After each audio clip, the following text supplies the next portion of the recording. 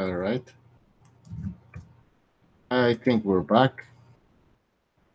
Let me just open the chat. Oop.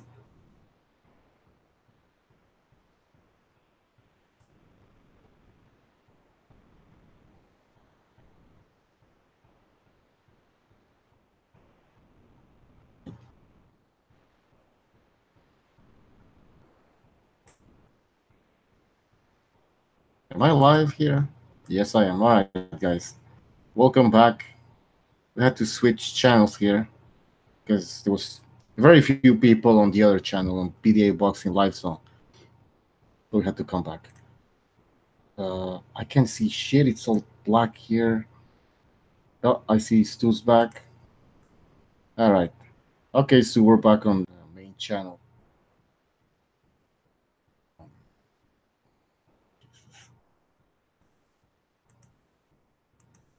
Fucking thing. Yeah. Back on then, are we? Yep. We're Cool. live. So we're talking about fucking race wars and No, I was talking about why these fighters would rather stay stale with Al Heyman than go to Eddie Hearn and get dates and make some money. Go ahead. That's just how I see it with some fighters. Not all of them. Not all of them. Of course, not all of them. Because some of them make very good money with Heyman. It'd be stupid to, to not stay with him. But there's a lot of fighters out under Heyman that are not getting dates, not getting any money, rotting away in their best years. And I think there's a market there for Eddie Hearn to take some of these fighters if they're serious about their careers. But if they want to put race before everything, and then they can sit in the dumpster with Heyman and giving them a fight every 3 years when he can be bothered. But I think at the end of the day, money talks. And if Eddie Hearn puts on a good product and starts paying his fighters well and gets them exposure by putting him on, constantly showing them on throughout the year, then I think a lot of fighters are going to start going with Eddie Hearn. Just a matter of time. It's too early to tell, Maybe a lot of these fighters that are with the PBC are still hopeful and wishful. It's gonna pick up, but I don't think it will. And they're gonna realize that. Yeah, I think once Eddie's putting a few cards in America and we see how they go, see how the events are and the response they get, then then fighters might be swayed by that. When they see say if they see Demetrius Andre getting in good fights, being on big events and making good money, then it might swing a lot of these other fighters to join up. Because let's be real, Heyman has so many fighters with so little dates. So I just don't see how he's gonna fill these dates. Low Place is saying that Dance is going to fail. Who? Low Place. I'm gonna get him on. He says who's gonna fail? The application there, Dance, the zone, or whatever it's called. Well, he just wants it to fail because he's such a what's the word with Low Place? Contrarian. Well, he just doom and gloom. When he walks down the road, just a dark cloud follows him around everywhere. You get just doom and gloom. He has got he doesn't have any faith in anybody or anything. Everything's a conspiracy. Or that's true. He needs to fucking just chill out, man. Go ahead. Be grateful that fights are being made. That Eddie Hearn's going to put some good fights on. I mean, if you don't want to spend $10 a month, then you're not a boxing fan. I think it's a good idea, though, because HBOs are not putting on any fucking fights, and then you have Showtime. Apparently, the HBO schedule is an absolute shambles. It's a joke. I mean, apparently there's just no boxing coming up on HBO.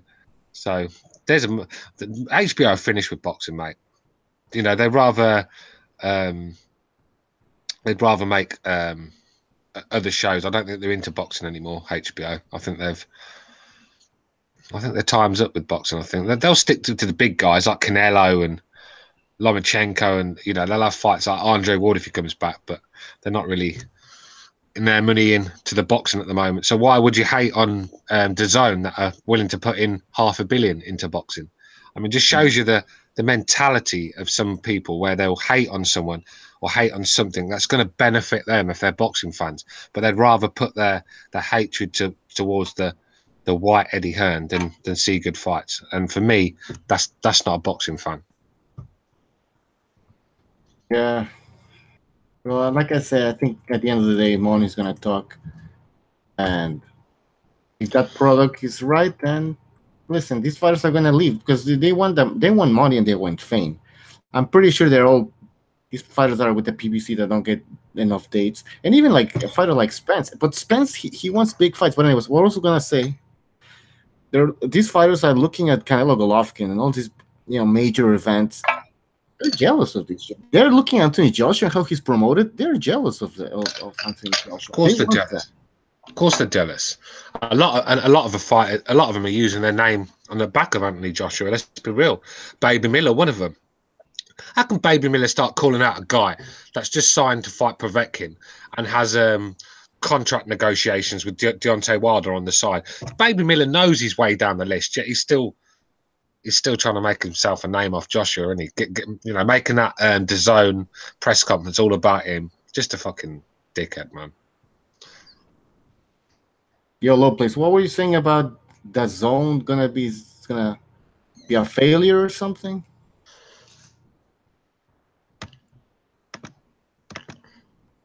He's not on yet. He's coming on now. Low place. Issues. Hey there. He has mic issues. I can hear you typing, man. So, anyways, yeah. I mean, I was just reading a comment in the chat. Let me just go back to it quickly. The Hop says, I think HBO's demise with respect to boxing began with the defection of Floyd Mayweather to Showtime. I don't know about that. I think, well, Showtime will tell you that they struggled to make their money off Floyd. They did. They probably made even. They probably made even at the end. So all that money they pumped into Floyd, they really got nothing in return, sort of thing. I just think the Mayweather and the Pacquiao and the Conor McGregor fight basically probably made him even, because they're paying him 50 million to fight bums like Berto and things like that. So you can imagine the money they've spent with this guy. So yeah, I think HBO didn't really miss out. They were making good money with Mayweather, don't get me wrong, but when you start having to pay the guy 50 million to fight Berto, 50 million to fight Madonna, it all adds up. And I don't think there was as much money in Floyd Mayweather as he makes out. Obviously, that he makes a lot of money himself, but not the networks. At that time, I think HBO had Pacquiao still, so yeah, it's not like it was the end of the world for HBO. Yeah, they're just, like I said, HBO sort of turned away from American fighters as well. I don't think that helped. Hold on, I'm just sending some links. Oh, Jesus Christ. Yeah, Overhand in the chat says it was Game of Thrones. That was the one I was thinking of earlier. I just couldn't remember it because I don't watch it. But they've pumped all of their dough into the Game of Thrones. That's the big show for them. They don't care about boxing anymore. Like I said, there's no how many HBO are a pay-per-view channel for boxing really, and how many pay-per-view fighters have HBO got? 2. Yeah, you're right. Wait, they have Westworld as well. It's a TV show. I don't know about that. Popular. I don't like watching them corny American fucking TV programs. I just can't do it. My God, what do you watch? Game of Thrones. I'm not saying Game of Thrones is corny, but there's a lot of corny stuff that comes over from America, and I just don't bother watching it. Yeah. All right. Sorry, I was just listening to some links. So, anyways, Low Place apparently has some mic issues here. But yeah, let's move on. Let's get out of this fucking. Well, let's wait. Is he? It might be because it's a new Google Hangout. Tell him to scroll to the top of the screen and mute his mic. He might have it fucking unmuted. Yeah, Low Place, you might be on mute. So scroll to the top of the screen and it should come up. Okay, we have Boxing Known on the line. How are you, man? Can you hear me? Yeah, we can hear you, Low Place. What the fuck? I don't know how this happened. All right, can you hear me? Yeah, you still hear me? Yeah. Yep. All right, so tell us why the fuck is that the zone gonna be a Gonna fail. failure? Yeah, just the app alone. It's not the zone is not going to fail. Just boxing on the zone is going to fail in the U.S. Okay, The app is because going to. The app is probably going to stay put because they have soccer. We got a lot of Latinos. They got a lot of soccer programs and things like that for the Latinos in America that likely buy it. But eventually, that might even fail because they're not a channel. Like just putting something primarily on the app. If you're gonna put $1 billion into something, you should get a channel and you should have an app with it. If you have more money than HBO, then you should have a channel and Yeah, an app. but But the internet, the way things are now, internet seems to be the way forward. I mean, most people that have can afford a decent TV have got internet built into it, so you can just put the app on your TV or something, can't you? You don't need to be on your phone. Do you know what I mean? So yeah, but what if you you've got want to take Chicago? What if yeah, you but want look to at Twitter?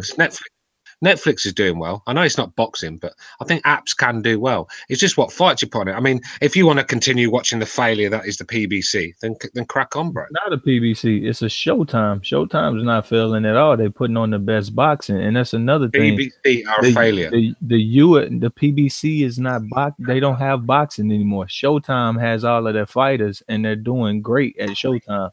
They are cracking 1 million with Wilder. They're doing what they want to do. They still have.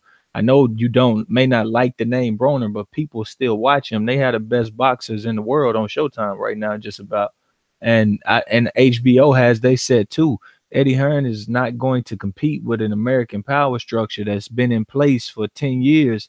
These people they're loyal to Al Heyman. They have Yeah, that. and they can stay on the scrap. They can, like I said earlier, you weren't here. I said they can stay on the scrap heap then, because Heyman's got his few favourite fighters, the good ones, and then there's that second tier and third tier that can't get fights, that's stuck on the scrap heap, waiting for a date that Al Heyman can't promise him because he doesn't have many dates. What He are can you only saying? Showtime can only give you so many.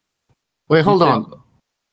Why did the PBC fail on network television? If it's Because a good they product, wanted to take the fights back to Showtime. I thought they that's what you wanted think to make happened. you pay for it. You had to pay for Showtime. I think they wanted to introduce you to some names and then have you come back over to Showtime. I thought that was a plan all along. It's always about make some money. But So hey, the plan was to lose money, but to showcase their fighters. they look at the deals. Look at the loyalty Showtime got with them. Showtime was giving them CBS dates. I don't know who money Heyman spent. That's not the issue. I'm just saying Showtime is killing it right now. Showtime makes me HBO sometimes makes me want to Yeah, throw but the my thing is, subscription away. do you hear people saying, "Oh, fuck Showtime" and that lot? I hope they foul. No, you don't. You don't hear Nobody people. says that. No one says it, but you hear people saying, "I hope the design," and you know why they want it to foul. I And it's didn't not. hear them. I'm not saying you do, low players. You probably don't, but there's a lot of people out there that want it to foul, and you know the reasons why they want it to foul, and it's not boxing reasons. I mean, if they're willing to bite their own nose off to spite their face for political reasons, that's what I'm trying to say. Where they hope the zone fouls, even though they've got $500 million to spend to put fights on, but people still want it to foul, and it's not for boxing reasons. Because if you're a boxing fan, you'd want it to succeed. You're just listening to the wrong people, man. That's what you're doing. Like, if you know they got biases, maybe just go away from it. But at the end of the day, The thing is, though, I don't listen to these people. well, at the end You of the don't day, have- it's like it just doesn't seem like Netflix is actually on your TV. If you have a smart TV, you don't have to Bluetooth into your TV. It's actually already there on some sets. Hulu is No, but already you there. can put you can put an app on your TV. Yeah, but if that's what they plan on doing, it may get a You little just, bit. you It just may get a download little it from bit better. you just download it from Google on your TV. Just download the app, surely. Yeah, I'm pretty sure it's there. If that's the best way they do it, but from what I heard, Bluetoothing it from your phone, you watch it from your phone and Well, your no, I tablet has the agree. Bluetooth. No, but that's not. If that was the case, then I agree with you because I wouldn't spend money to watch boxing on a phone. I detest watching it on a phone. But you can actually put the app on your. As long as you've got internet, you can put the app. Most people have their internet with HDMI lead built into their TV. They can just go on your remote and get the internet up. It's no problem. You just download the app onto your big screen and click the app, and it's there for you in big screen, 55-inch, 65-inch, whatever you've got. So it's not like you've got to sit there on your little fucking BlackBerry. Do you know what I mean? I don't know if BlackBerry even got internet, has it? Someone says you can screen mirror it, so like from your phone, I guess it shows up on the TV. Yeah, but you can do that, but you don't need to do that. But Lopez, you're not even sure how it works, and you're already like criticizing the app. Yeah, I get that you can put it on the TV. You'll be able to get it on your TV if you have a smart TV. Some people don't have that. But another thing is, I'm not interested in, paying to see Jesse Vargas right now or Demetrius Andrade right now. No, but the thing is, though, you say that, but Eddie Hearn's put them all on one card. So you get a card with Baby Miller on it, Demetrius Andrade, and then you stick, say, David Ramon on there as well, or Jesse Vargas, and then a couple of fights. That's a decent card, and that's what he's going to do. He's going to do what he does in the UK. Eddie Hearn, sometimes I get annoyed with it, but what he'll do... You got to be fighting somebody to make you want to see them. Like, if you're going to pay all of them and then have them fighting nobody's going to be interested in that. But that's what we're seeing. That's what we're seeing in America. That's what we're seeing on HBO and Showtime. We're seeing them fight nobody. We haters. Yeah, we saw it for the PBC for the first few years. It was that shit, and I know, fucking bums. And it was free. It was free. At the same time, Danny Garcia v. Rod Falker deserves to be free. You're talking about free TV. That was Showtime. Danny Garcia. No, it's not free. Yeah, but you say it's free. You've still got to pay a subscription fee. No, that's bullshit. We got Paulie Malignaggi. PBC, you're paying your cable bill. No, that's bullshit. We had Paulie Malignaggi against Danny Garcia on ESPN. ESPN is not free great TV. Fights all the time, but you had some great. There were tons of mismatches. You're making it seem like the PBC put all that shitty matches on network television, and they put the best matches. $10 a month versus watching Porter Garcia free. It was other great fights free. It was other top fighters that fought on network TV to showcase themselves free. Title fights. You had the Gil Darrell free. That was like top 5 fight for a title. You had plenty of free fights. I'm not interested personally to say, oh, Andre's fighting and nobody. This guy Roman's fighting and nobody, and no Hoper. And I got like I said, low place. Honestly, you're starting to sound broke, bro. I'm not giving them $10 to see nothing. I got a good amount of money, but I'm not giving it for nothing. Like, you're not a boxing fan, then. You're not a boxing fan. No. What has Demetrius Andrade did for me to be a fan? Yeah, it's not just that. Hey, can I just finish, please? Can I actually finish a sentence, please, tonight? Please, can I finish a sentence? Right. The fact is, you're not just getting Jesse Vargas. You're getting the World Boxing Series, the 140 tournament, the bantamweight tournament. You're getting Joshua fights. You're getting all the UK cards. You're getting stuff with Callum, he's involved with it. So you're going to get a lot of fucking. Good boxing. Do you know what I mean? You know what I'm going to do? I'm gonna. All you want to see that. All you want to see. Of the World Boxing Super Series. All you want to see is your American brothers in. No, you're completely wrong, and that's why I'm saying it. The first round of the World Boxing Super Series is garbage. Always. That's just simple as that. It's highlights. But did you know Callum's going to start? Did you know Callum's going to start mixing them up? He's going to start doing. They can get away with that. They can have the money for the second. I agree. The second round and the final, I would pay for that.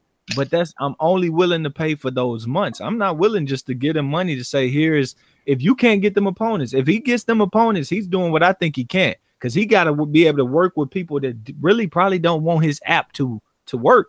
Nobody's going to say, yeah, I want your app to work when we got to deal with Showtime and HBO and ESPN is doing that. Where is he going to get the opponents from? What is ESPN doing? What is ESPN? They're doing Top Rank. Top Rank is on ESPN. Yeah, but the thing is, Crawford's not. You're not seeing Crawford for free. No, the last time he wasn't, and I didn't pay for it. I got my money back for it too. I bought it and I got my money back. I sure did. Yeah.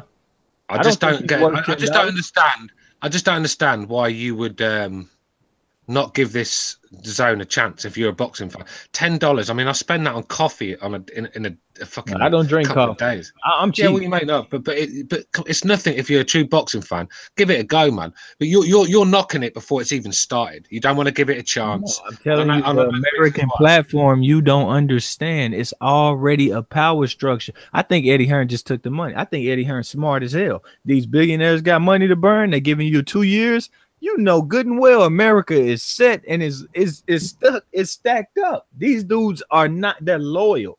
Okay, so when Oscar was throwing big money at Spence and all these guys, where did they go? They went nowhere. So Eddie Hearn knows this, but if he getting money for 2 years, hey, Sky Sports doesn't fail, DAZN fails. He still got his shit in the UK. He still has Sky. He still has Matchroom. They failed at boxing. Eddie Hearn's doing better than all of them.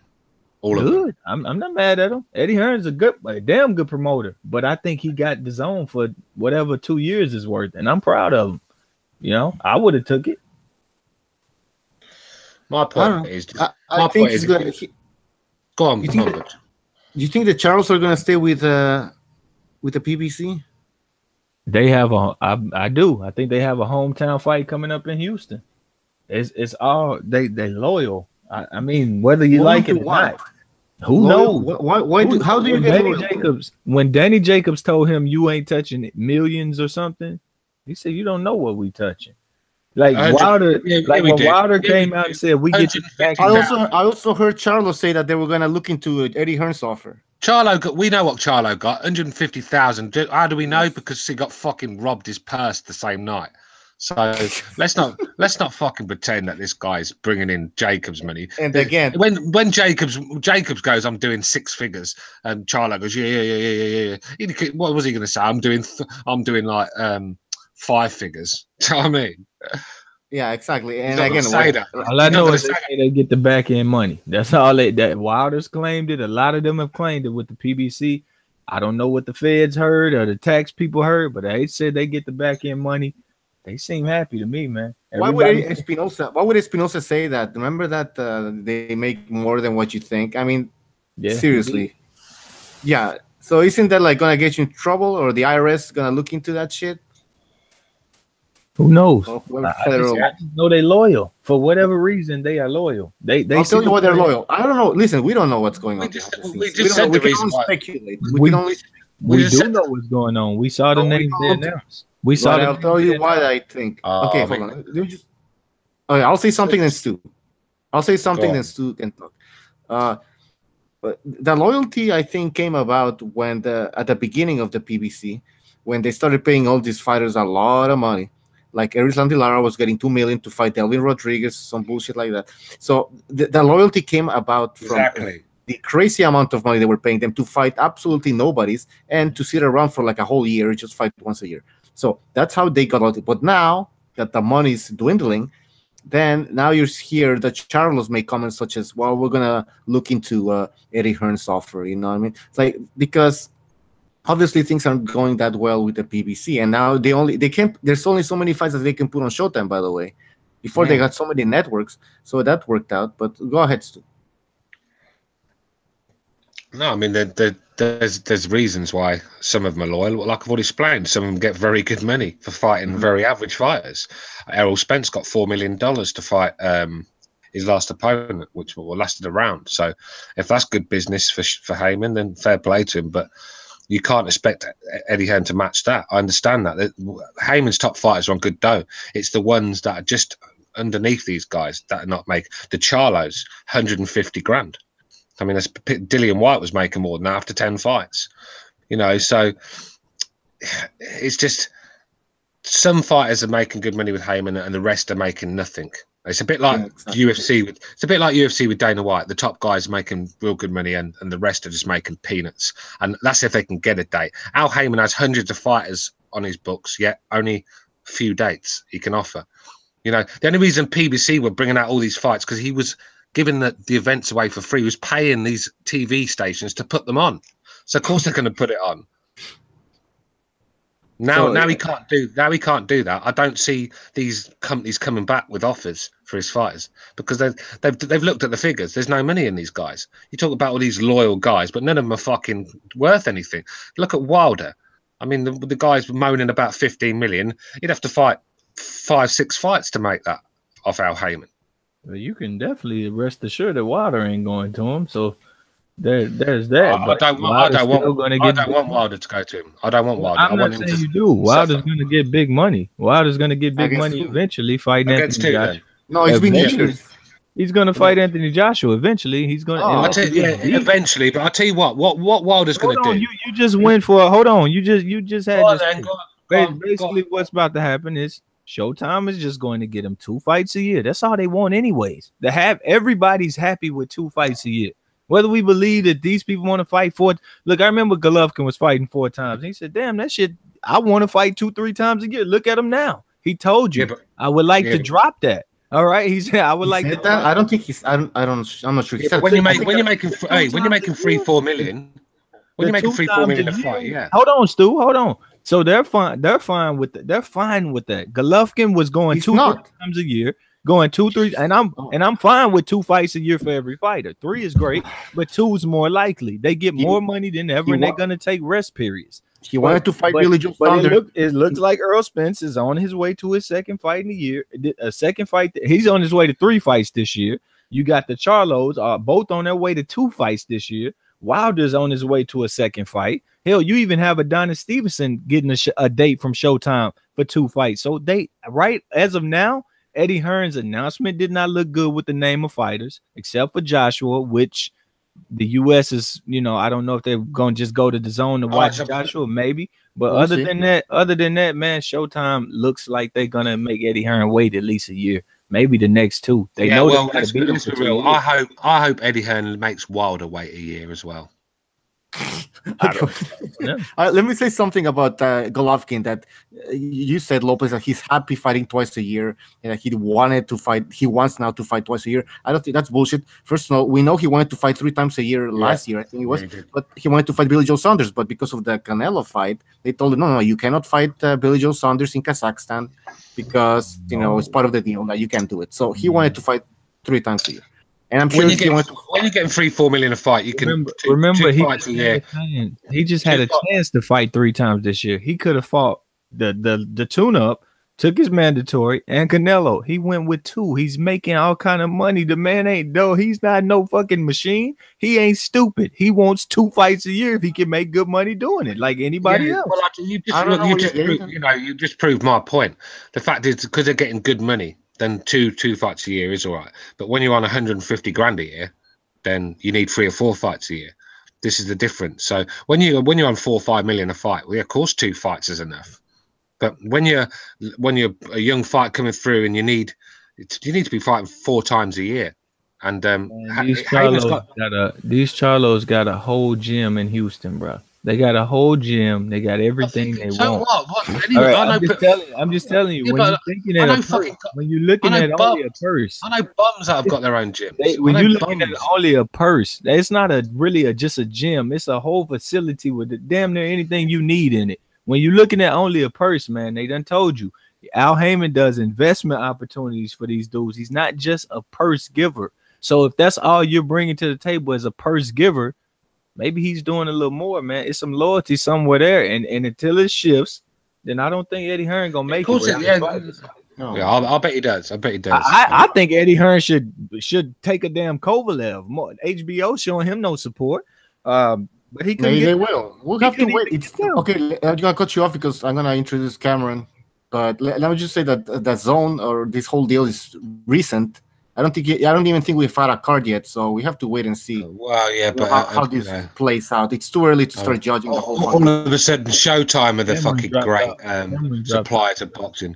Showtime have fucking bored the death out of us for years with their piss poor fucking mismatches and their little their little fanboy fucking commentators that just love certain fighters. Showtime has had the best boxing about the last 2 or 3 years, man. That's just been net on that.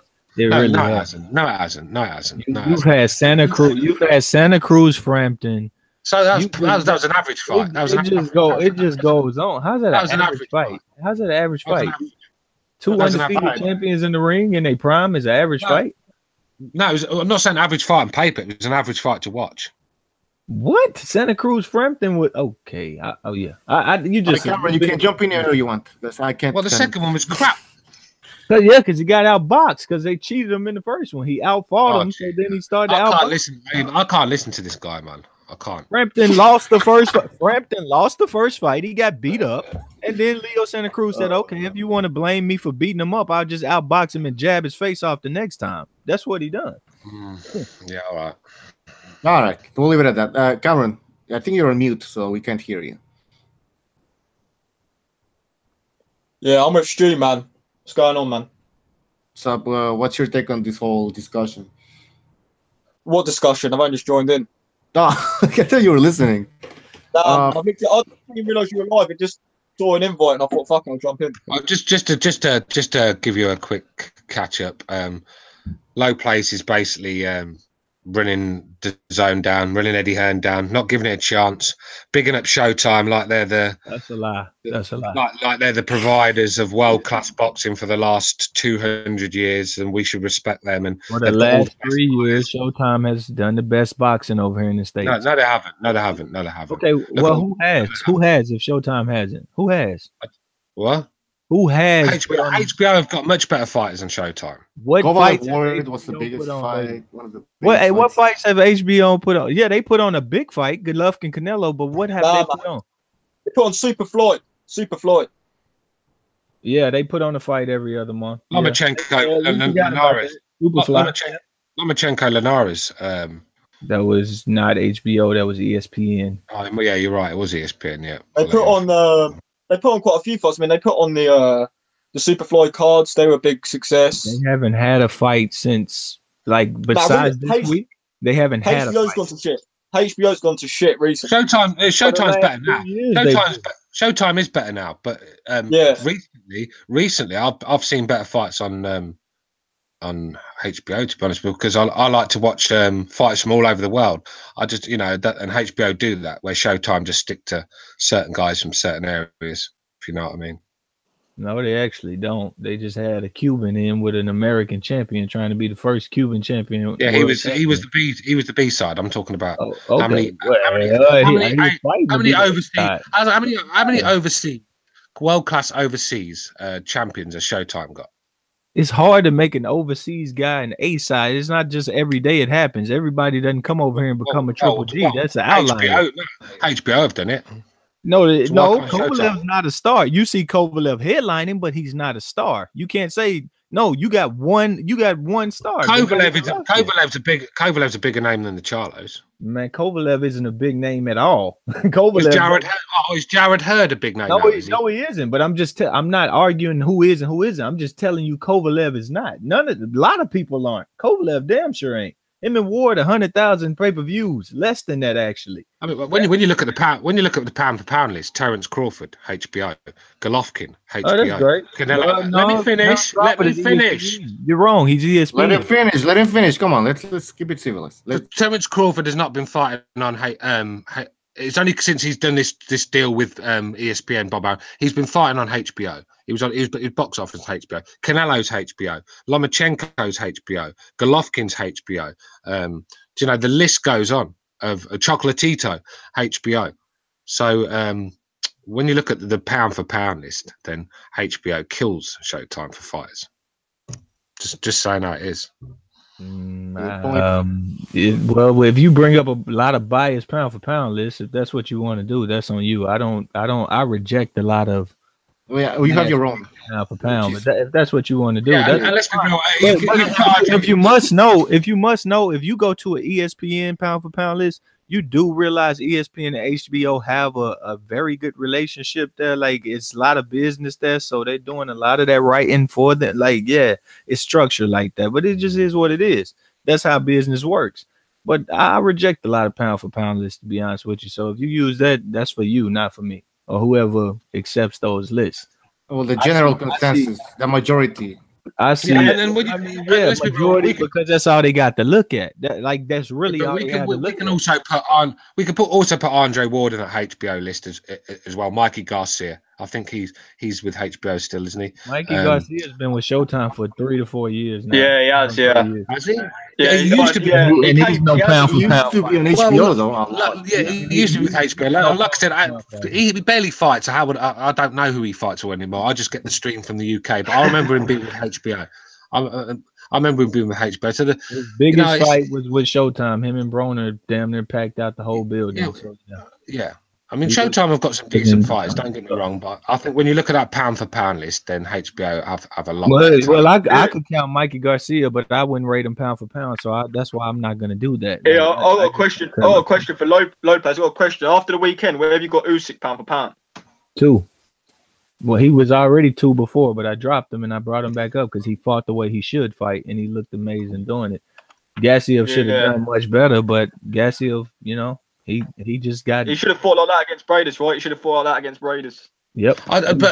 Low plates. I heard you say that, actually, and I'm going to back you here because you did say that on another podcast. I was listening in, and you did say Usyk really impressed you. It was an amazing performance, and you got him pound for pound number 2. But you also said one comment that disturbed me a little bit. You said that Gassiev was a Jeff Horn.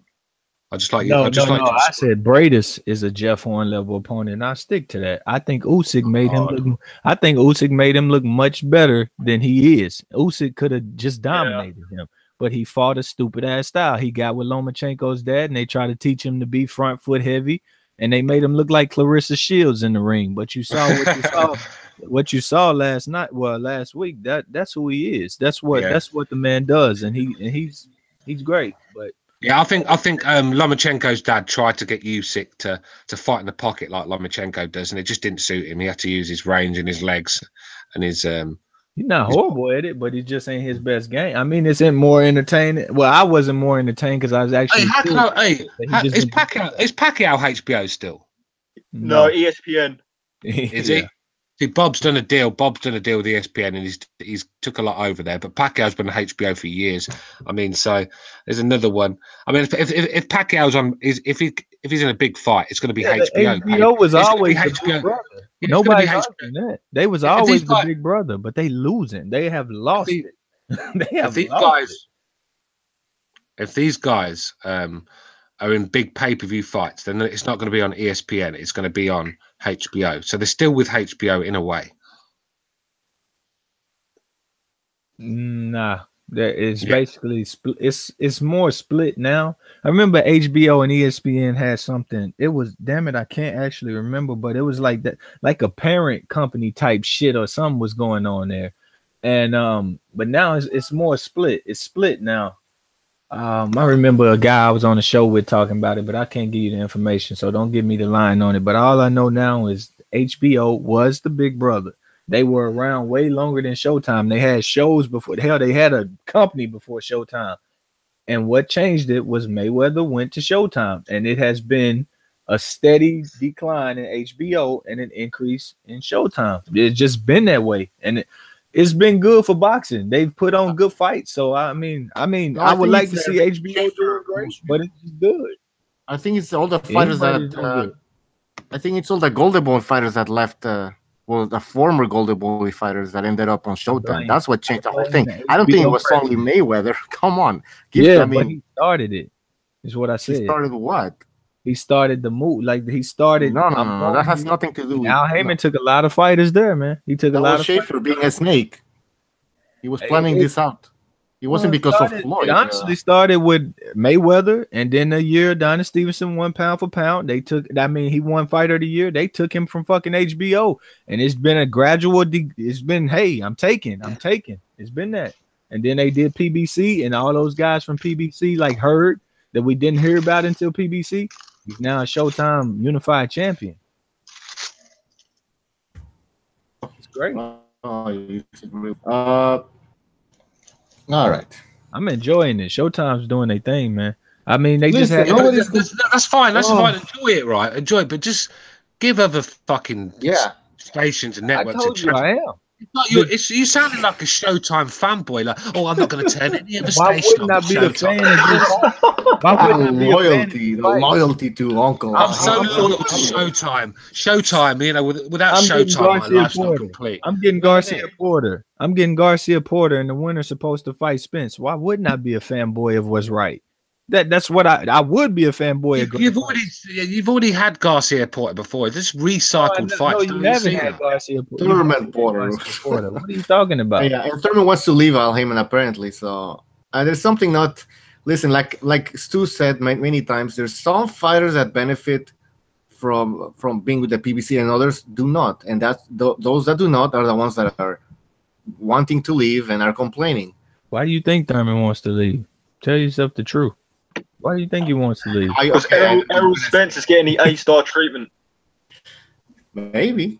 Potentially. He hasn't fought. I haven't heard him say that. I heard his rumors. Well, he doesn't have to say it, though. I'm thinking of Porter Thurman, not Garcia. I was thinking of Thurman then. I mean, yeah, I mean Garcia Porter's an okay. It's a good fight. It is. But it's not setting the world alight, is it? It's not one where the pay-per-view numbers are going to be out and everyone. It's not even a pay-per-view fight. It's a good fight, but Great. It's great. It is, yeah, but is that the fight that you want to put all your hopes into from Showtime? I'll be honest. I'll be honest. Right, the idea of Danny Garcia, Sean Porter doesn't get me buzzing. To be honest, it doesn't me. It doesn't me either. That's a damn good fight. Garcia get outboxed and. I mean, I've never seen. Just remember, this was the same Sean Porter that put on the damn fight of the year with Keith Thurman. So I don't think he's coming to be a boring fight. I'm just saying, Danny Garcia. But it's not a mega fight. I mean, you're making it sound like we're getting. I never told you it was going to break a record. I don't care about a record. No, I'm not breaking a record, but you know what I mean. You're making. I'm not here to pay for pay-per-views. I don't never want to see another pay-per-view in my life if I can help it. But yeah, that's a great. Get the zone. They were gonna get some pay-per-view fights probably there. No, they don't. The thing is, though, for $10, you're getting a month. They don't do pay-per-view. They say they won't be doing pay-per-view. No, I understand, but for $10, you're going to be getting a lot of boxing, and the more fighters he signs, the more cards you're going to get to see. So I don't see why you're not for it. It seems like you're more. I'm not for it. You can't keep saying that. I'm telling you, I don't think it's going to work because of the loyalty of these fighters. I think he needs to go to HBO where they don't. What loyalty? I mean, what planet are you on? Fighters with loyalty. Man, they're gonna tell Kovalev to fight Bivol for. The only reason Spence is loyal because he's getting $4 million to fight an absolute fucking chump. Answer this. If you're Kovalev, you made $2 million to fight Ward, and then they tell you young, hungry Bivol, you're gonna make $1 million to fight him. Are you happy with that? I'm happy. What they've told me, I'll get $1 million to fight Bivol. Yeah, if you're Kovalev. Well, yeah, because at the end of the day, Bivol's a very dangerous fighter. Don't get me wrong, but he's just coming on the scene. He's not really an established star right now. He's not dominated any division. $1 million, decent money. Kovalev's coming off 2 disgraceful losses. And he's not been at his best lately. You don't get paid. You don't get paid the same money in every fight. You get paid what the opponent's worth. I asked you, do you think he's going to be happy with? He's made that. Yeah. And keep in mind, he may feel he's been cheated. He had to give Andre Ward $5 million while he made the 2, and he still walked away cheated, in my opinion. Okay, now you think he's fine with saying, "Damn it, now I got this young lion. Y'all didn't let me make $3.5 million fighting Stevenson. You got Eddie Hearn over here paying anybody whatever, and I got to fight Bivol for $1 million or $1.2 million. Hell no, he's not happy with. Why would he be happy with that? Bivol going to probably kick his. That man's a young boy fighting this man. Come on, man. You said just came on the scene. Just came on the scene. Normally translate, he's gonna beat your old ass. Can I just say something though? You say that, but how much is he getting? $1 million. But that's what Wilder's been getting for most of his fights. And Wilder hasn't fought. Whoa. You just made my point. I'm not comparing. You're doing too much comparison. Wilder has not fought a Bivol. He should be happy with $1 million, with $1 million to fight Molina or whoever. He should be ecstatic. That division, great fights on Showtime, man. Great fights on Showtime. I'm gonna get Wilder, man. Well, he just fought Ortiz. That was a great fight, and he needs to fight him again. Wow. Wait, before that, what happened? What happened before that? He needs to fight. I just know he needs to fight Ortiz again. I'm not here to dwell on his negativity. I'm here to tell him, yo, make boxing great. Fight Ortiz again. But I think you're underestimating how much money $1 million is. Kovalev's on the back end of his career. The thing is, if he doesn't take the Bivol fight, right, he's gonna have to fight someone else for a lot less money. It could be a better Biev. It could be for $500,000, which is just as dangerous. It could be Stevenson for the same money. So wherever he goes, he's got a hard challenge ahead of him. Stevenson and Kovalev gonna get him $2 million each. They just won't make it for him. They won't allow him to do business with Showtime. They saying HBO. They saying we're only going to be involved. And the problem with that is Kovalev is not getting. I think he's only going to get about $1.2 million for Bivol, maybe less. Eddie Hearn should be focused on that side of the pond because these people can't be happy saying, yo, you forcing me to fight these people and you're not paying the high paydays. Come on, man. Come on now. Yeah, but you say that though. But Rigondeaux, like I said, Rigondeaux only got 700 grand to fight Lomachenko, and that was a massive risk. He had to go up two divisions and fight one of the best pound for pound fighters in the world. He did it for Rigondeaux shit on his own career. That's nothing like Kovalev. Kovalev's been active, at least. You know, sometimes fighters have got to take a gamble with money. At the end of the day, Bivol Kovalev is not a big name when it comes to revenue. It's a big name on paper to boxing fans like us, but it's not bringing in a lot of revenue, you know, and especially in America. So you can only pay these guys so much. You can't just give away money without bringing something back. I get that. But I'm telling you, Kovalev probably sitting around thinking, damn, if you're thinking the PBC fighters or Showtime fighters are thinking this, they don't have a Bivol on them. And if they have to fight a Bivol, they normally get paid well. They get a lot of money. All right. This dude right here, when Lara had to fight Charlo, I mean not Charlo, but her $1.5 million and probably more on the back end for a Lara. If Kovalev ain't getting that to fight a damn Bivol, oh man, sad day. I'm trying to get the fuck out of there. I'm trying to get the fuck out of there. That's simple. Especially when HBO has robbed me of $3.5 million. But you're comparing two American $3.5 million. You're comparing like an American fighter fighting a guy that's really known in America, been there for a long time, fought a lot of American fighters. So two known American fighters against two Eastern European guys. I mean, of course, you can afford to pay the American guys more in their own country. These Eastern European guys, I mean, believe it or not, they're not bringing in great numbers. Even Lomachenko doesn't do fantastic numbers. Recently, he's been doing well, but before he wasn't. It's hard to sell Eastern Europeans in America. So, of course, Hurd and Lara are going to make more money. But 1.2 million to fight Bivol's good money for me. Good money. Jesse Vargas is getting 1.5 million to fight on the zone out versus an undisclosed opponent right now. It's not good money. Kovalev is way more, probably more known than Vargas. I don't give a damn if he's Latino. Kovalev is more popular than Jesse fucking Vargas. And if you know that already this man's getting but the difference is Jesse Vargas will take Mexican fans with him and buy tickets. Jesse Vargas ain't taking nobody no damn where. Ain't nobody fucking with Jesse Vargas, man. It's just the facts, bro. Nobody go to his fight. You know that. Just because he's Mexican, nobody goes to his fight. He's let me tell you, ESPN Spanish, he's a commentator. He's been in the damn StubHub. Ain't nobody checking for him. That's not his. I tell you what, there's no one checking for Wilder either, man. No, he probably has the same or even more fans than Wilder. I don't give a shit about the Wilder thing. What I'm telling you is Kovalev should, in my opinion, Eddie was targeting too many Al Heyman people. They're too loyal. But you should have went to Duva, all these people. Man, I think you should have went to him. Kovalev, Bivol. Should have did his work over there. Kovalev's under contract with Duva, so what's he meant to do? Oh, okay, that means you do a cross promotion. Oh, you do a hustle and you fucking just break the contract and you do like an unreward shit, you know. Eddie Hearn has people under contract. Eddie Hearn has people already under contract that he's had with the app. Daniel Roman is under contract, but he's working with them. You know, it would have been best for Duva. I think they have something with HBO, no? Yeah, I mean, Kathy, I get what you're saying. Kathy Duva should probably do a bit of work with the zone. I think she will do because she ain't got really many places to turn either. It's going to get to the stage where Al Heyman and Arum shut everybody else off when they'll have no choice to work with her. That's how it seems to me. This is just the beginning. We have to wait and see. Like I said, we're already making a lot of assumptions, but we have to give it some time, and then we can make a proper judgment or assessment. Do you know how much time like I said, they have 2 years in boxing? 2 years is not a long time. Yeah, that's the fear of it, right? A year. We haven't even had a fight yet. Yeah, but you're saying who wants to watch Demetrius Andrade, and I agree. But you'll watch it if it's Billy Joe Saunders, I know you will. Yeah, I'll give him $10 for that month. Yeah, well, there you go, and that's the fight.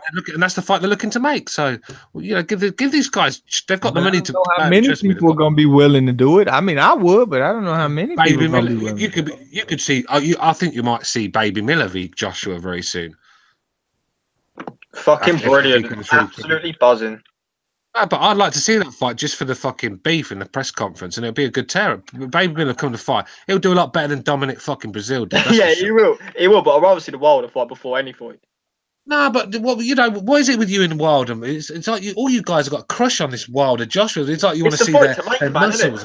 It's the fight. You want to see their muscles in the ring or something. At the end of the day, get over this fight. It's fucking bored the shit out of me. I'm sick of this fight. And Povetkin is the next best thing for me, so I'm quite happy. I'm sick of this Wilder talk. The guy don't want it. If he's willing to turn down $15 million when he's earning $2 million, then you don't want the fight. He's not that confident either. He obviously thinks Joshua's such a risk, he has to take 20, 30 million. I don't want to hear about this fight anymore. Sick of it. It's ruining boxing. The Wilder fanboys have turned the boxing community toxic as it's ever been. And I'm just sick of it all. And that's why I've gone off Joshua as well, because his bullshit's bringing this to the community as well. I don't even want to see the fight anymore. I think the heavyweight division is a load of shite. I mean, this is the issue. Like, you look at Jarrell Miller, man. I mean, he's not going to beat Joshua. I mean, yeah, the beef will be good, but I want to see a fight where somebody's actually, got a chance to win the fight. I mean, Jarrell Miller, man, he ain't got no chance of beating Joshua. I want to see Joshua. But he hasn't. But what Jarrell Miller will come to fight, and he's going to throw punches, and it's going to be exciting. It's not going to be like Joseph Parker on the fucking back foot on the survival mode. Baby Miller's going to come to fight, and he's got the size and the strength to cause Joshua a problem. Let's be real. Joshua hasn't set the world alight lately. I mean, Carlos Takam, I thought he was horrible in that fight. I want Wilder to go to cruiserweight, like he said, and fight Usyk. Fight Usyk, man. No, yeah. I wouldn't mind seeing that fight Usyk. Can you imagine? Yeah, but can you imagine Wilder's legs at? Can you imagine Wilder's legs at cruiserweight? If he can make the weight, I would completely support and love that. I give him a lot of credit for trying that. And it's damn near historical, so I would really fuck with that. I hope that's his move. Speaking of heavyweight, man, how would people see Usyk doing at heavyweight? How many of the fighters could he beat? I hope he don't go. I hope Wilder come to him. Promise you I do. Promise you I do. I want to see Wilder try for all those belts. That'll be some dope ass shit. That's some unseen shit to me, but whatever.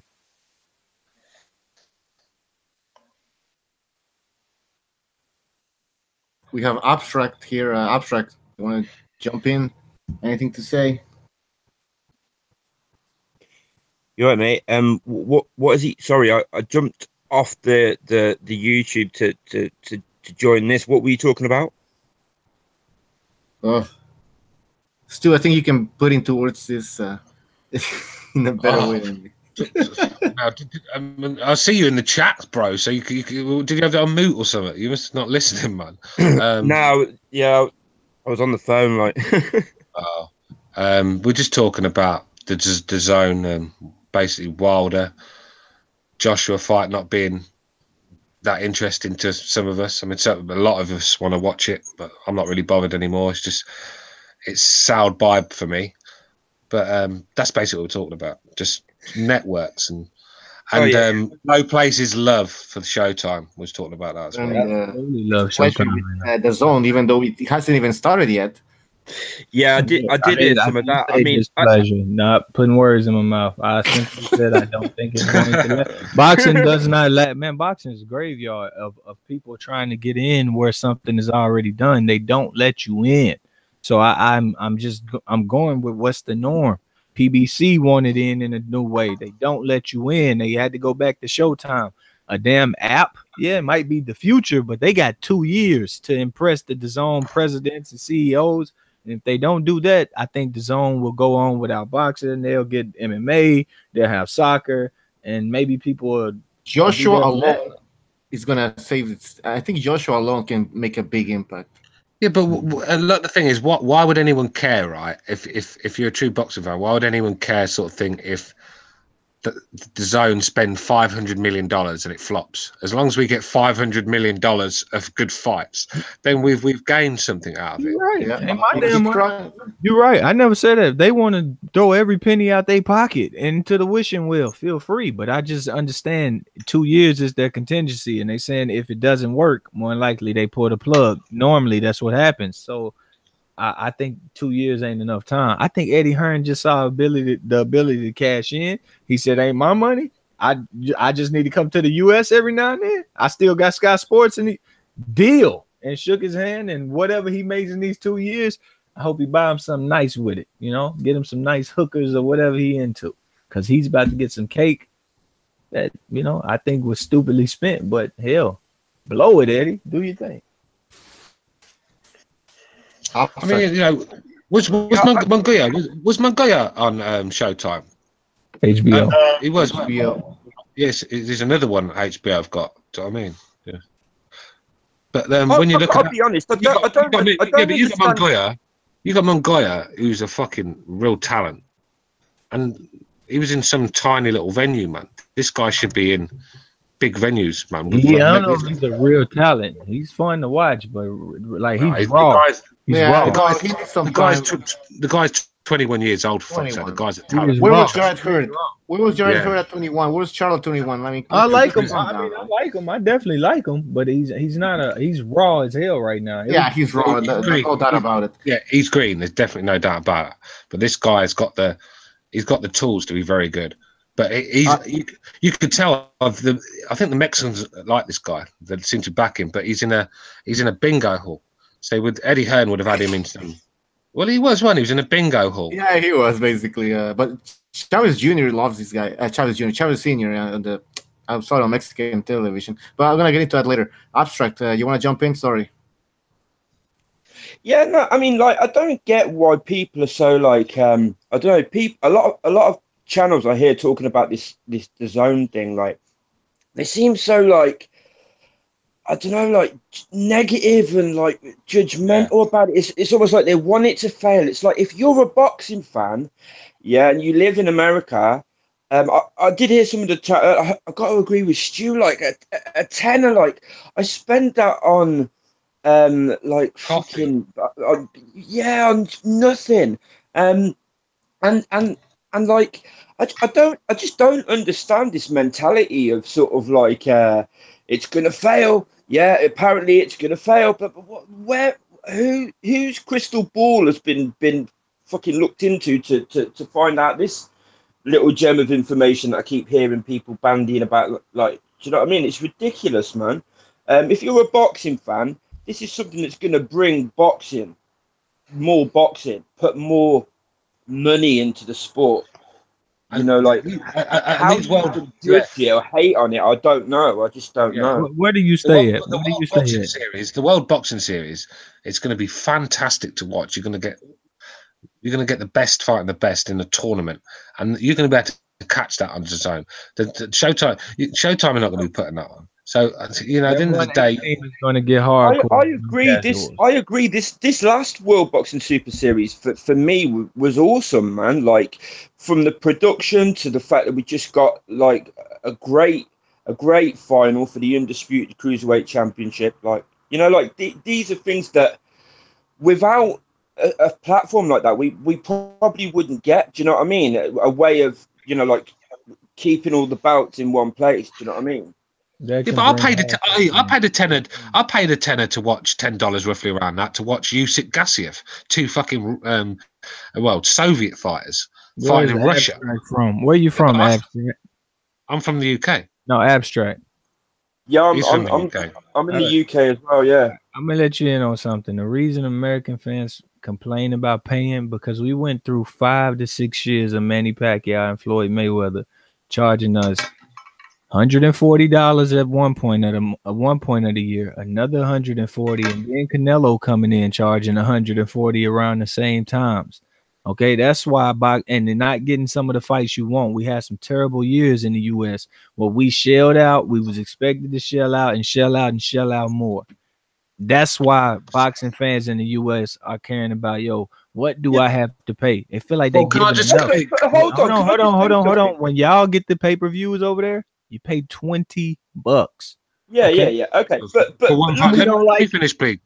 Look at it like this, yeah. If you're complaining that you've had to pay 140 and whatnot for one fight, wouldn't like a normal person, the mentality should say, well, this is a tenner a month. This is like great, fucking great. Like, do you know what I mean? Like, what? Well, that one fight you paid $140 for, then that's more than a whole year of DAZN.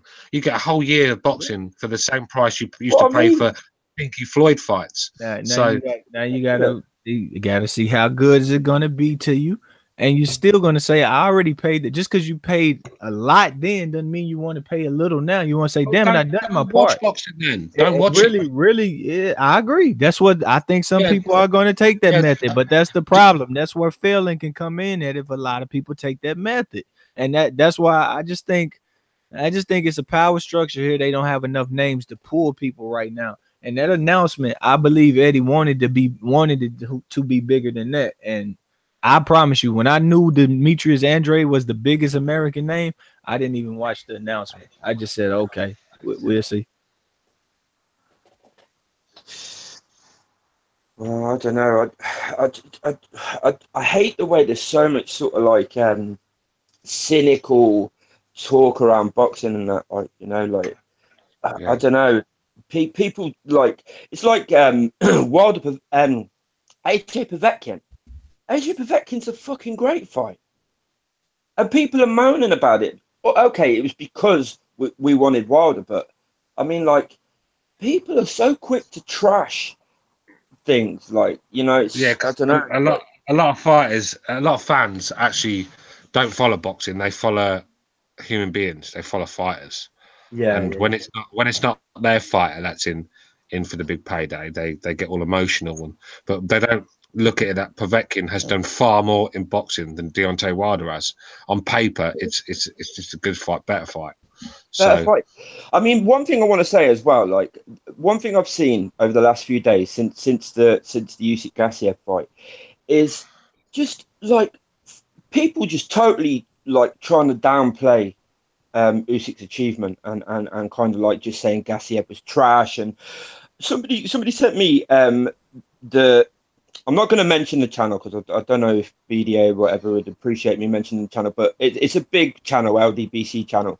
And just it was mention the channel, bro. We're not. It was 78 Sport, and it was his coverage of the post fight for Crawford and Dongo, and then his coverage of the post fight for Usyk Gassiev. Now, for me, Usyk's achievement it is far outshines Crawford's.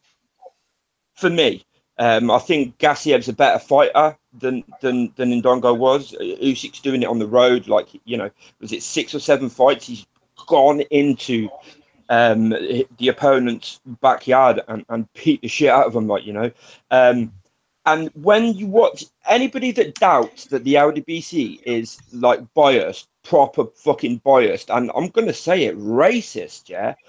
Just watch those two together, those two videos, the two post fights from this guy, the way he trashes fucking Gassiev, and then like, I don't know, man.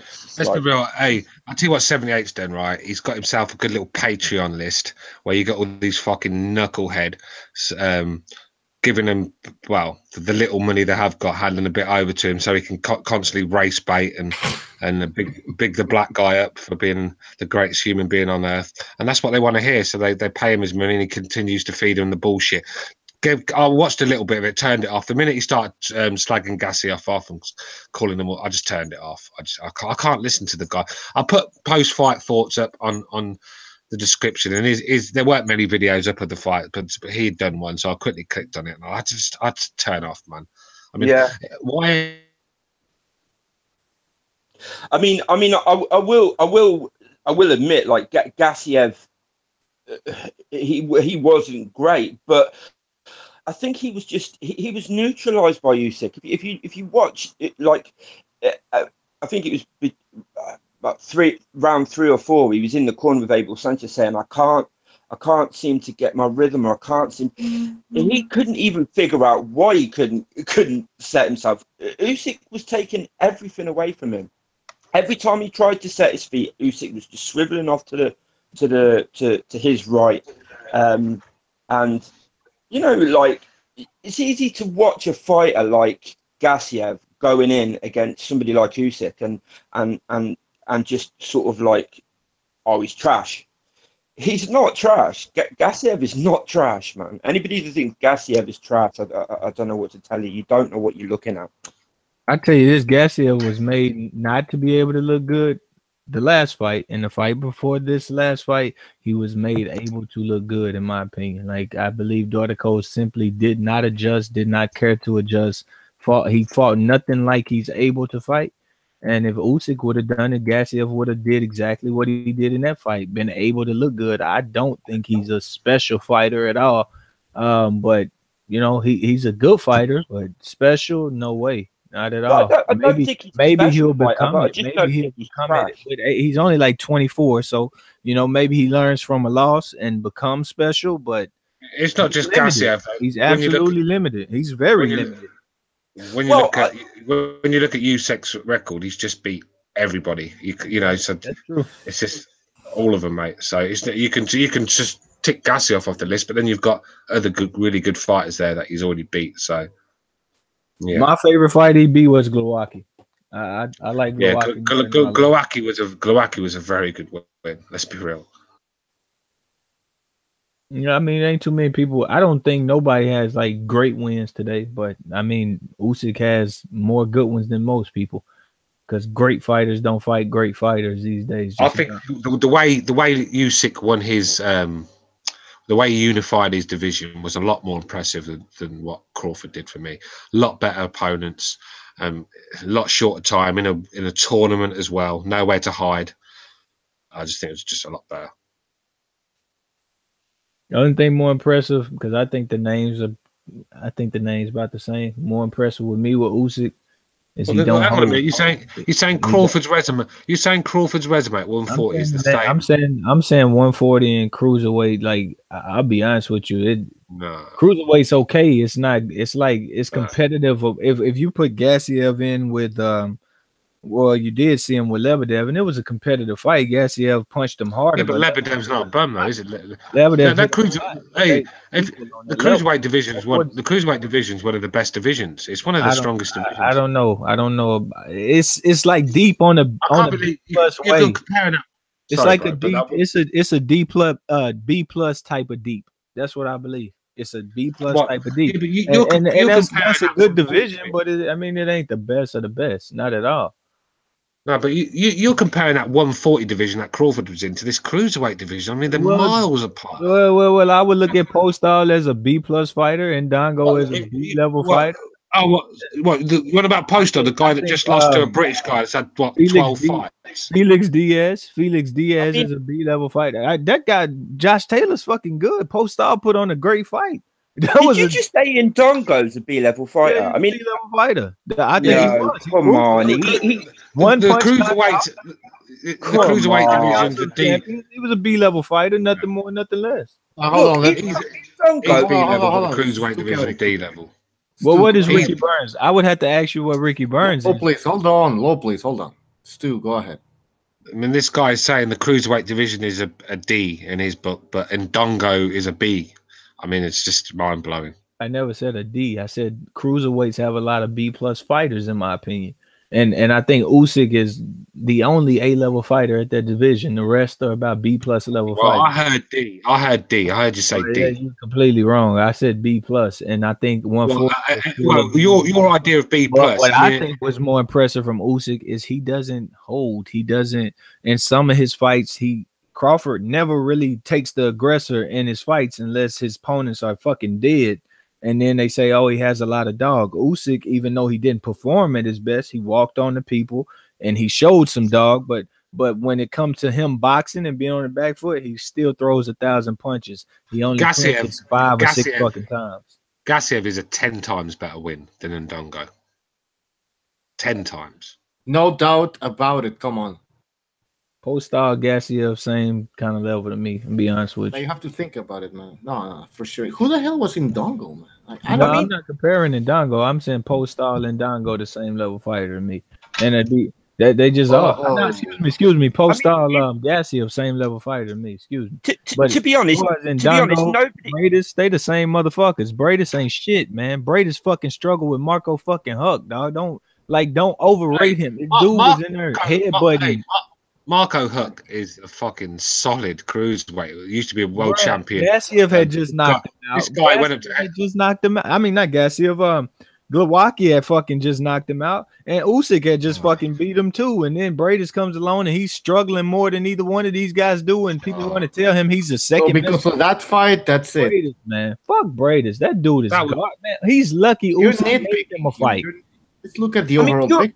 You're talking about Indongo being a B-level fighter or whatever. Like Indongo, nobody.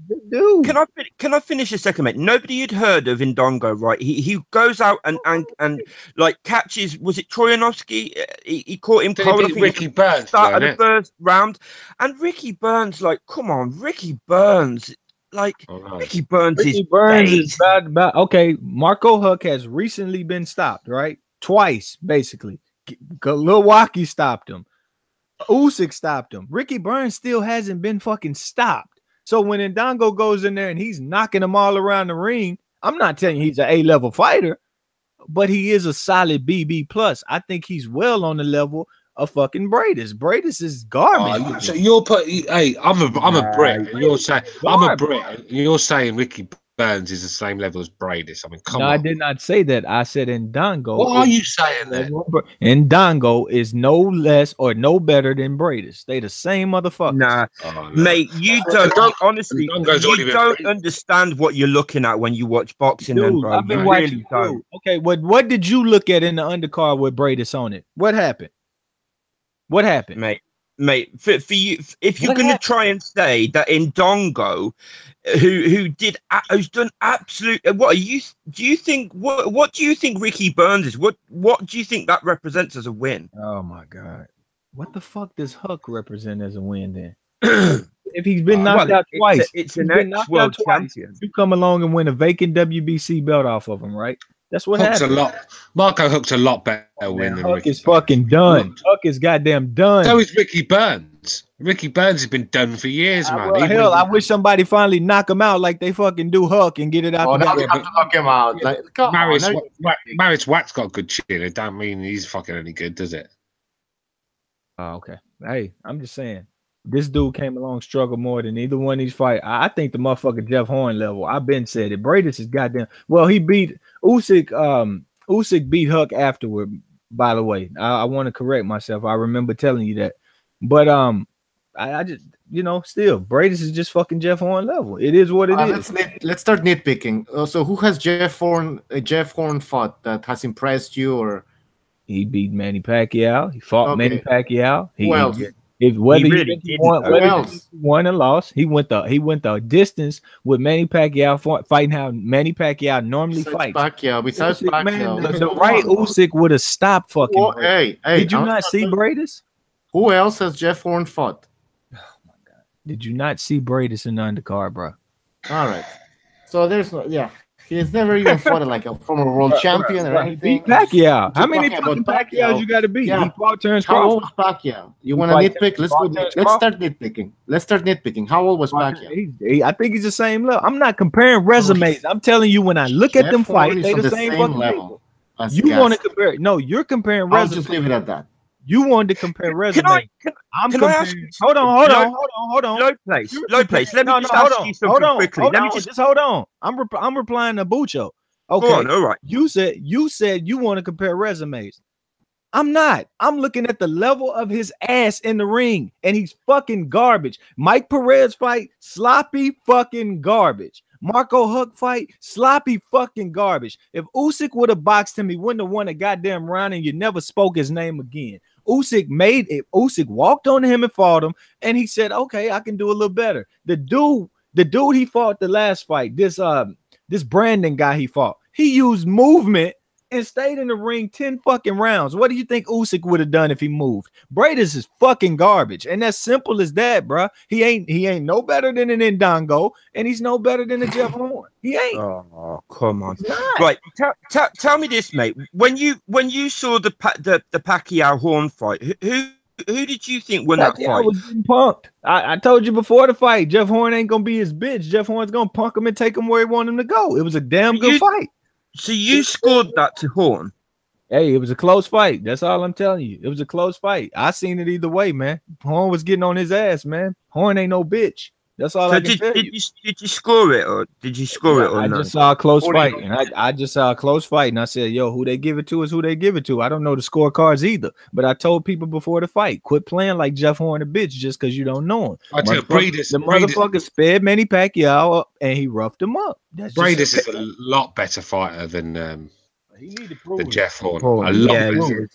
He needs. Can Bradis- I ask who everybody else thought won that fight? The rest of you guys, who did you think won that fight? Pacquiao Horn. Well, it's not even a discussion for me. A lot of again? people thought Pacquiao Because wins. you have a so- wrestling match Sorry. with Marco Huck. You have a wrestling match with Marco Huck and a guy who drains himself all the way, the Cuban that drains himself all the way from heavyweight to come and fight you. And he's a fat, belly gutted heavyweight. He drains himself down to fight you. And you have a wrestling match with him too. And you're great. Nah, bro. I'm not. Do something with yourself. All right. Do something with yourself. Marco Huck shouldn't even been in a vacant title fight. That's as simple as that. The shit like that shouldn't happen. He had just got knocked out recently. What's the damn point? Bradis is garbage. Simple as that. Jeff Horn level. You won't hear from him no more. I mean, Indongo's just been knocked out by fucking By a level prospect, a top contender at the division. Progress. Yeah,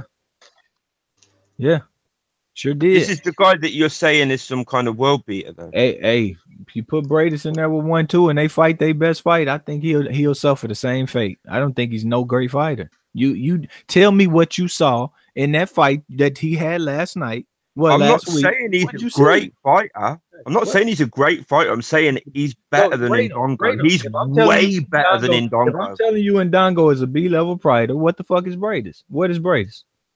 I'm telling you, Indongo's a fucking D-level fighter. Well, he's a D-level now. He's a D-level now. Yeah, he's a D-level now. Indongo caught Troyanovsky cold and then went and beat Ricky You Burns. gave Usyk credit. You gave fucking body shot.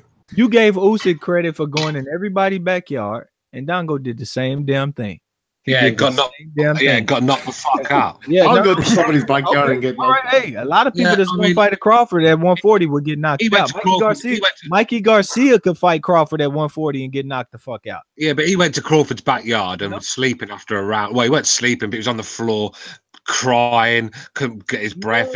I think Mikey Garcia would suffer the same fate. Guys that you rate would suffer the same fate. But what's impressive about that? He goes to a man's backyard and gets stopped in a round with a body shot. I'm just telling you. Don't you think Terrence Crawford's gonna knock a lot of people out at 140? He didn't hold 2 belts for no reason at the weight. Mikey Garcia, Lomachenko, one round. Mikey Garcia and Lomachenko can go up to 140, and I don't think neither one of them might last 7 rounds with the man if they fought him at 140. And they are good fighters. So Indongo, he got nothing to hold his head down at. He wasn't supposed to win. He's a B-level fighter fighting a guy that started A-level fighter. Bro, he lost his 2 belts in about a minute and a half. He got hit with 1 body shot, and he was crawling around the floor like someone had fucking shot him with an AK-47. It was absolutely fucking pathetic. It's a fight. It's a fight. That happens, Stu. It was embarrassing. That happens. It was embarrassing. That's what it was. That happens, Stu. It's a fight. That happens in fight. Not to world-class fighters. All I can say is if he's a B-level fighter that doesn't leave much room to what's above between him and like A, like what the fuck? When he had his 2 belts, he's a B-level fighter. The day he wanted to beat those 2 opponents, give him his credit. He went in there as an up, down, and beat both. Underdog beat both of them. All right, let's get Apology in here. Apology, welcome. Oh yeah, thank you, Butcher. How's everyone doing? All right, Apology, bro. Pretty good. Right, mate. Nice. I wanted to respond to the place and say real quick, Ndongo is trash. So you to put him in which Ndongo? What are you talking about? The one you seen? Which one? I'm talking about the one with 2 belts. He had 2 belts. He went in 2 belts. Go down. Low place. You're gonna have to let other people talk. Dude, he beat Ricky Burns. That's all I have to say about that. Okay. He couldn't even knock him out. He just beat him. That's not B-level for me. I'm sorry. Yeah, man, I'm back on the call because I also want to say that Ndongo is so trash. The thing is, he caught Troyanovsky cold. No, so I'm being serious, man. Troyanovsky, who really he beat. Troyanovsky shit as well. he's not beat anybody, man. Trojanowski for starters. He just beat some undefeated guy who had a padded record of 48-0 and struggled to beat him in 2 fights. And then he catched him cold. Ricky Burns has been shot for years, man. Ricky Burns has been nobody for years. Back in the day, good fighter. He hasn't been anybody for 3 years. Ndongo just got bulldozed by Prograis. Ndongo got fed like a journeyman to Prograis, man. Ndongo's no one. Okay, so tell me this. You just said he beat nobody. Tell me who Marco Huck and Mike Perez are today, because that would be Bradis's fucking cruiserweight record and Emmanuel fucking Char. Okay, that's that dog. I'm not telling you neither one of them are great. I'm telling you they both on that. When Ndongo was the unified champion, I'm telling you they are about the same level from at that time and at this time. Today, you're right. And Ndongo, you probably don't want to see him no more. He can't take it to the body. Nobody knew that. But to the 2 fighters he beat to win his titles, maybe they should have showed us that, and he wouldn't have been where he was. Well, Ricky Burns isn't a puncher at 140 for a start. He wasn't even a puncher at 135. So he was never going to trouble Ndongo. It was just a very good style matchup for him. It was a shot fight who had no power at 140. Well, I tell you what,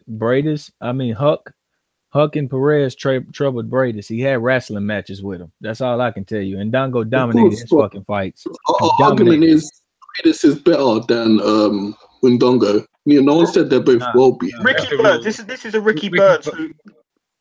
Go on, Stu. Who still ain't been knocked out like Marco Huck. Ricky Burns has it don't matter what division you talk about, has never had power. The guy just doesn't hurt anybody. So it's a fight that anyone will take a fight with Ricky Burns, because you know you're not going to get marked up, you know you're not going to get hurt, and he's not a great boxer, he's just tough. Yeah. He's one of them guys people go in Scotland. He does the basics well and he's tough. This is a Ricky Burns who basically got a gift decision against Relic in the fight before. Exactly. How many people go in Scotland and beat the man clean enough to get a damn decision? How many people do it? Relic beat Burns. Burns lost for it. He's getting no credit for it. I'm talking about he beat him by wider points margin than fucking Crawford did at 35, likely. Burns was short. Ndongo beat a guy who got a gift decision in the fight beforehand. Burns was coming off a loss in that Ndongo fight, in my opinion, in a lot of people's eyes. Burns is shot. He was never even any good at 140. Marco Huck is as well. And that's just that. That's all I'm telling you. He shot as well. Brady's got that gift. Change your topic here, but I wondered what all your thoughts on would be on the Povetkin versus Ortiz, how that would turn out. Oh man.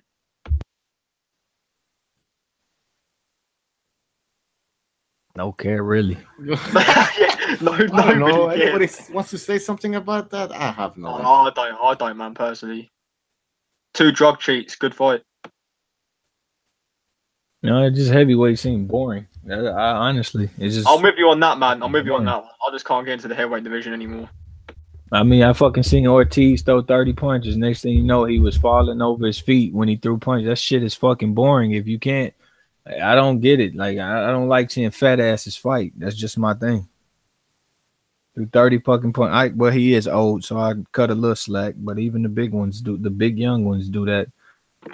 Ortiz throws a lot of punches for somebody who's almost 50. I'll give him that.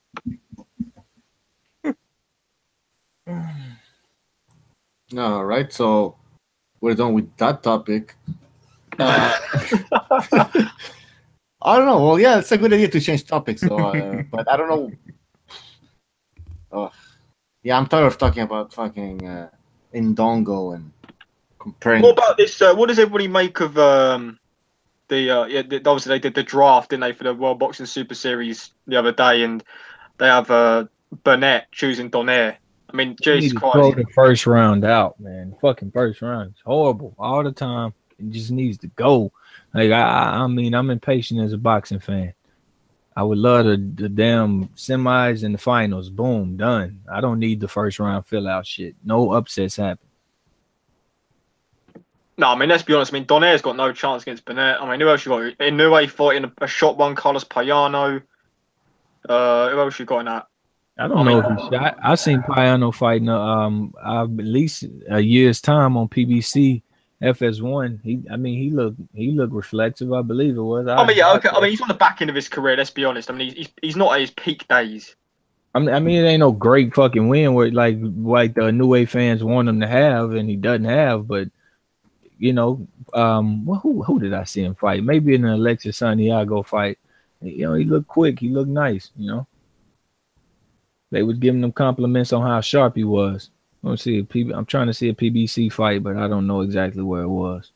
I'm only interested in seeing Inoue, Burnett, and Tete fighting each other. To be honest with you, I take it back. The Payano Inoue fight, it means something to me in the first round. Other than that, I ain't sure, man. I don't know. And then fucking Tete is a fucking letdown a lot, so he might bore the shit out of the people, or he might not work and let this guy outwork him. So I don't know, man. I think some overrated names down there 18. I think Burnett is even overrated. The way he fought versus ZZ was fucking disgraceful.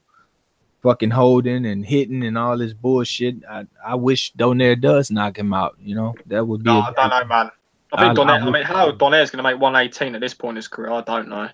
Well, I just hope he could just get him one good field in and knock that motherfucker out. Because I was disgraced. It was disgraceful how he fought with ZZ. He fought like a total fucking. I ain't gonna say it. The old man come across fucking. Well, he didn't come across no seas. He came across some fucking countries at least. And you fucking hold them all goddamn night long and call yourself a unified fucking champion. Yeah, I don't like that shit. So him getting knocked out would be a great old day for me.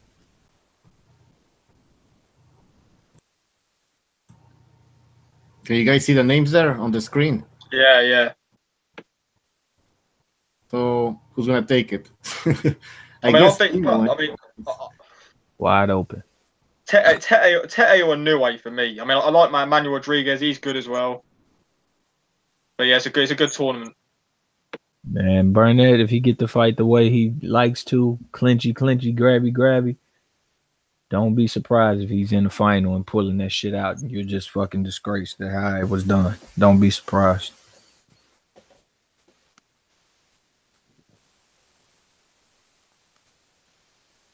This is a tournament for anybody hardcore, or at least close to hardcore.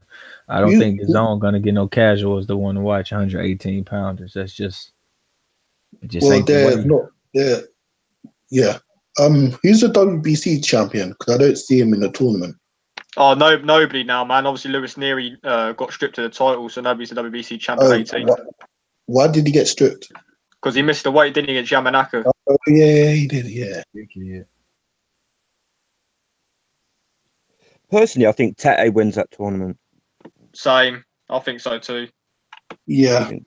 Tete's class, man. Tete. I think just like Tete's boxing ability alone, I think maybe Inoue, but I don't know. I'm not sold on Inoue yet. I know a lot of people sort of are, but he's there to be hit, man, isn't he? Like Inoue's there to be hit. Yeah, he keeps his chin way too up, way too high. He throws his punches really wide. He's there to be hit and countered. Yeah. Tete's good at countering. I mean, people make a lot of the McDonald win, but let's be real. McDonald had no business at that weight.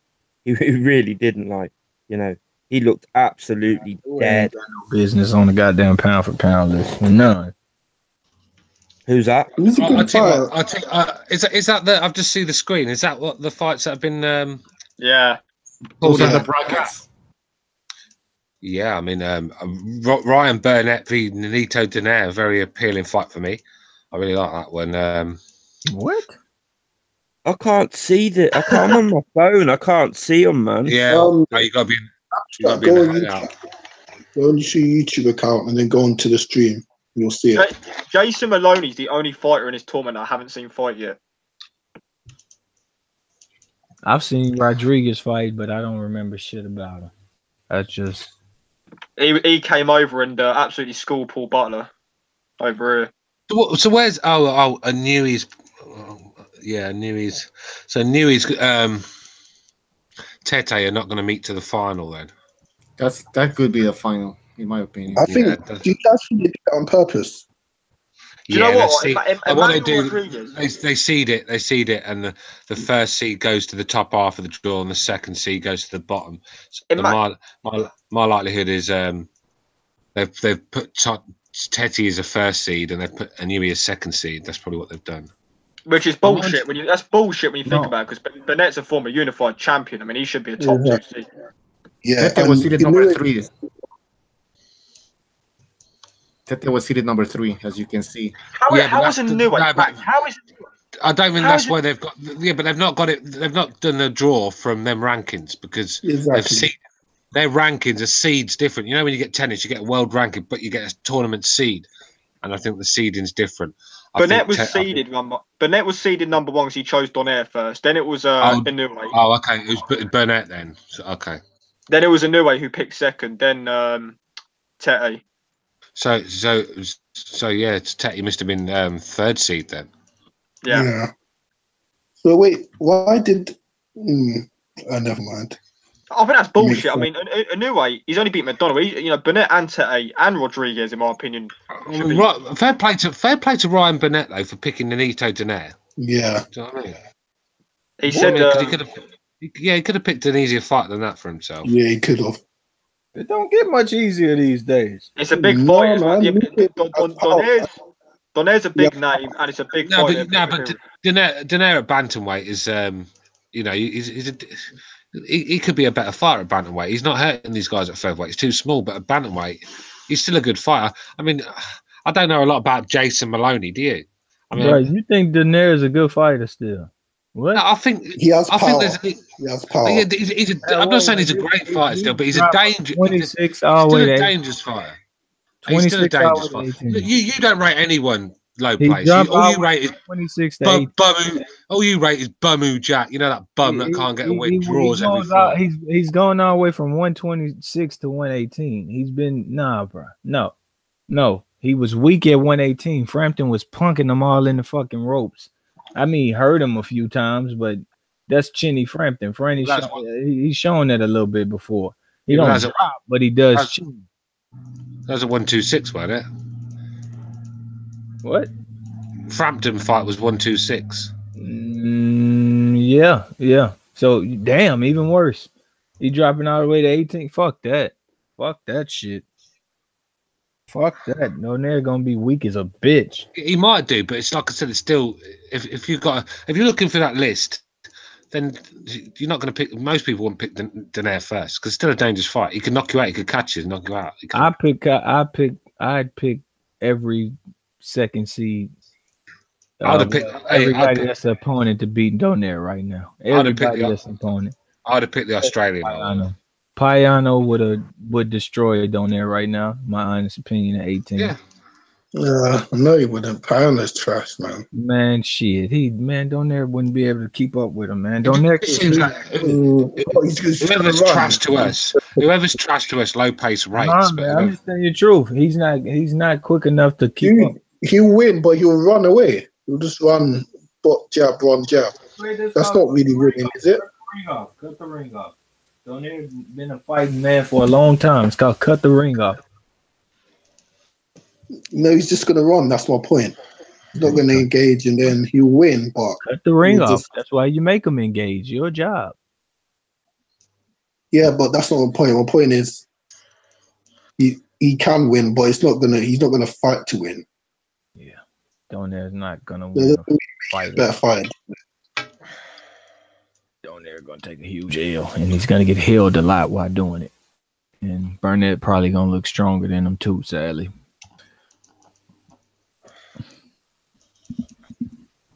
But that's the thing. If you're number one seed, you have the first choice. You can pick who you want. That's the good thing about these tournaments. So, he's obviously seeing what low place is seeing and thinks Donaire's the easiest fight there. But myself, I probably wouldn't have picked Donaire, but that's just an opinion. He's definitely the oldest.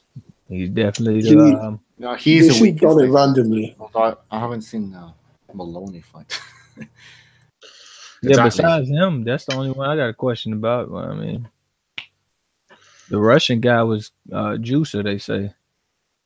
Olympics.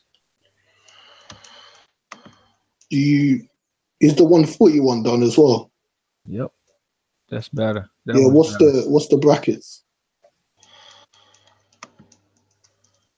Hold on, I look for it. I know him.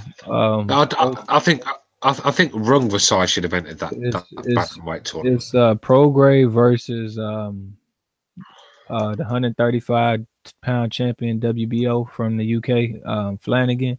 Then you got Ryan Martin versus the 140-pound Josh Taylor. You got Baranchek versus, I forgot his name, Yigit, and you got what's my man's name that beat Bartholomew? Relic versus Travansky. I think Relic is a dark horse in that one. Don't write this guy off, man. Yeah. He's strong. I think He's really strong. He should be the favorite. He fought the well, best. no, I don't know if Relic is the favorite on paper though. I don't think he is. He should be. He should. I think Josh Taylor will win that fight. I think Josh Taylor. For me, it's Prograis or Josh Taylor. But the winner of that semi-final between Prograis and Taylor wins it for me. Flanagan's coming off a loss, isn't he? Flanagan just lost to Hooker anyway. So I would love to see Flanagan pull it off against Prograis and get a fight with where's it gone? Josh Taylor. Josh Taylor, sorry. Yeah, I'd love to see that. It's a tough fight though. Prograis a dangerous customer. It's a tough fight. I don't know if I rate Prograis as a boxer that much, but he has got scary power. He I don't know. He got knocked Flanagan out. Flanagan's one of them fighters that he doesn't hit hard enough, so he has to find other ways to win, and that means working a lot, work rate, and he doesn't have very good work rate either. So it's just a recipe for disaster. Flanagan, when he fought Magdaleno, looked a world beater, but Frank just made him go stale by putting bums in there. That's what happens when you get a champion in his prime form and you keep feeding him bums. He goes stale, and they can't get it back. It's like slipping a gear and can't get back into gear, and that's what's happened to Flanagan. Yeah. I remember there's no way he's going to beat Prograis. I don't see him being able to take Prograis' power at all. Beat the fuck up over a lot of rounds. He's going to get beat the fuck up unless he falls early. Yeah. See, the thing with fighters like Prograis, you got to be able to hurt them, get their respect, and Flanagan's not going to be able to do that. I think Josh Taylor can be the man to beat Prograis. Josh Taylor's got the power to get respect. I mean, he's stopping Miguel Vasquez, which no one's done. He's fucking rocking Postal to his boots all over the place, dropping him. So this guy's got decent power, so he could hurt Prograis, where I don't think Flanagan can. The thing with Taylor is as well, skills alone. Taylor, for me, he's got it all. He switches. His footwork's excellent. He's got a really good jab, really good movement and stuff. I think overall, Josh Taylor is probably the best fighter in that tournament at this point. Josh Taylor be able to jab the shit out of Prograis with the height and the reach. I think he's gonna beat him, but as well. I think people underestimate that O'Hara Davis win as well. I think O'Hara Davis is no chump. All right, he's got no heart and he's a quitter. The man turned his back on his opponent because he didn't want to get hit no more. That's a quitter. But he is a decent fighter, O'Hara Davis. I mean, very dangerous, and Josh Taylor made mincemeat out of him. Another good win that goes under the radar. I think people look at Vasquez and they look at Postal and they're good wins, but O'Hara Davis, a young hungry lion that was knocking everyone out, that's a very good win.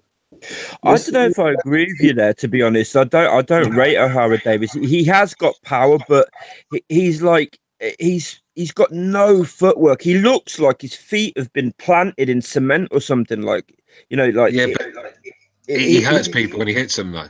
He's got power. He's got power, but that's about all he's got, to be honest. Yeah, with me. he's a bit like poor man's Broner. You're right. Yeah. Apology. He does fight a bit like that, but I tell you what, he's got that power where at any given time he could stop you. So that makes him long arms as well. Have you seen his arms? His arms are like, remember Dalsim off of the Super Nintendo Street Fighter? Dalsim, the stretchy arms.